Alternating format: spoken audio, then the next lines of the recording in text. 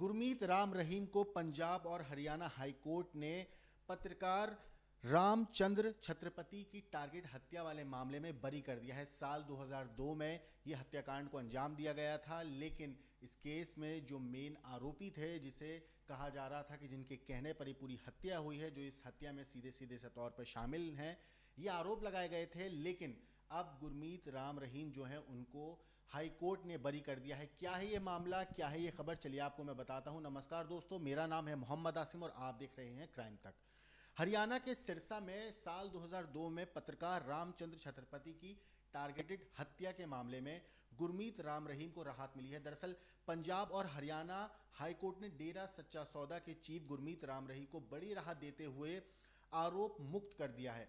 इस केस को लेकर कोर्ट ने शनिवार को सुनवाई करी। आपको बता दूं कि रामचंद्र छत्रपति मर्डर केस में 2019 में सीबीआई कोर्ट ने राम रहीम को दोषी ठहराया था। साथ ही इस मामले में उम्र कैद की सजा सुनाई गई थी। इसके अलावा सीबीआई ने तीन और लोग थे, कुलदीप सिंह, निर्मल सिंह और कृष्ण लाल, इनको भी दोषी ठहराया था। लेकिन कोर्ट ने राम रहीम को आरोप मुक्त कर दिया है। हालांकि अन्य मामलों की वजह से राम रहीम अभी जेल के अंदर ही रहेंगे।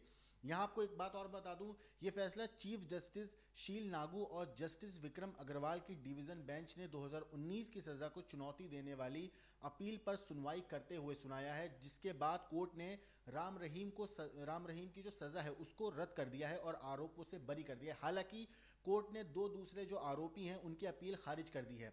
वहीं डिटेल फैसले का अभी भी इंतजार है दोस्तों, जिसमें बताया जाएगा कि किन वजहों से सजा को पलटा गया है, किस वजह से जो सजा उसे रद्द कर दिया गया है। अगर बात करें कि कौन थे रामचंद्र, तो यहाँ पे मैं आपको बता दूं, पत्रकार रामचंद्र सिरसा के एक लोकल अखबार चलाते थे। अक्टूबर 2002 में उन्हें उनके घर के बाहर गोली मार दी गई थी और बाद में चोटों के कारण उनकी मौत हो गई थी। यह हत्याकांड खूब सुर्खियों में था क्योंकि पत्रकार ने डेरा प्रमुख के खिलाफ आरोपों से जुड़ी रिपोर्ट छापी थी। रिपोर्ट में एक लेटर भी था जिसमें डेरा के अंदर यौन शोषण का आरोप लगाया गया था, जिसके बाद राम रहीम से जुड़ी जांच शुरू हुई थी।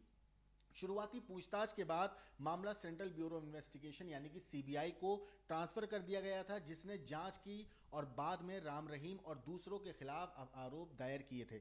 जनवरी 2019 में पंचकुला की एक स्पेशल सीबीआई कोर्ट ने राम रहीम और उसके साथ जो बाकी आरोपी थे उनको पत्रकार की हत्या की साजिश रचने का दोषी ठहराया था और उन्हें उम्र कैद की सजा सुनाई थी।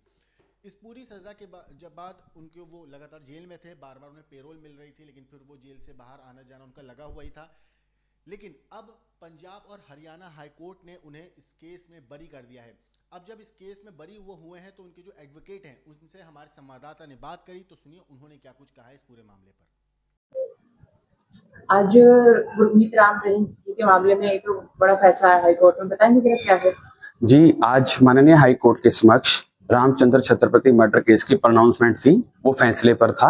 आज माननीय हाई कोर्ट में चीफ जस्टिस साहब की बेंच ने फैसला सुनाते हुए पूज्य गुरु संत गुरमीत राम रहीम सिंह जी इंसान जी को बरी कर दिया है। और जैसा कि हम आपको पहले भी बताते आए थे कि पूज्य गुरु जी पूर्णतः निर्दोष हैं और उन्हें न्याय जरूर मिलेगा और किसी भी केस के साथ पूज्य गुरु जी का किसी प्रकार का कोई संबंध नहीं है।